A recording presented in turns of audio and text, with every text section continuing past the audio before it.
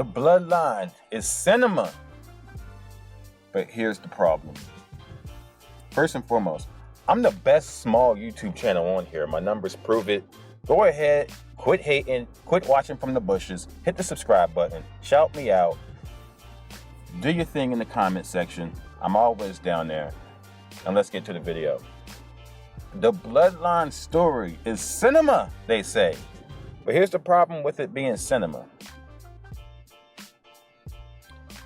Does WWE have an end game in mind? Do they have a Marvel end game in mind for this storyline?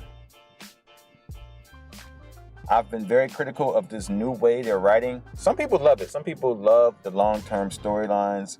They love the booking.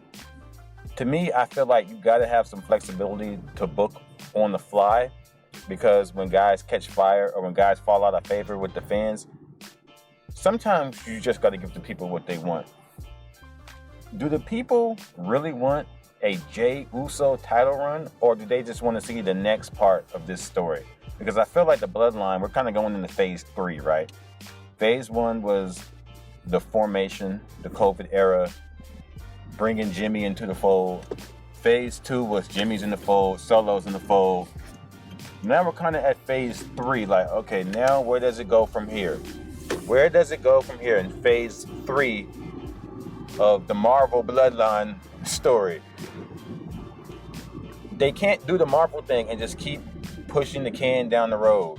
There has to be an end game, and the end game better not be we just have Roman lose on some random PLE, the Bloodline turns back into solo characters, no pun intended, and we just act as if nothing happened. I hope that's not the end game. The end game has to be something. Whoever pins Roman, unfortunately they already did it with Jey. Solo should have took that pin. Now it's not going to be as impactful, but whoever takes those titles off of Roman, that person has to lead WWE into a new era.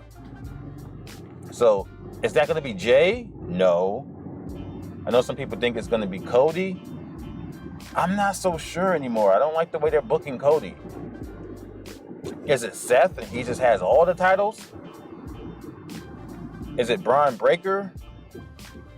Is it somebody we're not even thinking of? Is it Dwayne? Does The Rock come back? I don't think he does. I think we missed the window for that.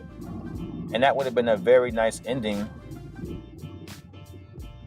So who is it? Who is going to be the one who leads us in the post-Roman story? If there is even a plan to ever end the Bloodline. This is the thing. I don't think there's a plan to end it. And this is where this is cinema. And we got to tease Solo could be the tribal chief, and he could take Heyman away, and he could be the next guy. And do you guys really want to be complaining 5 years from now that Solo's doing the same thing Roman's doing right now? I don't want to be in that position. I don't want them to just keep booking Bloodline, Bloodline, Bloodline. Something has to happen where this story, it has to change. It has to end. So I think at this point, I would say before the fourth quarter, so before September, they need to start teasing whoever's going to be the one to take them titles.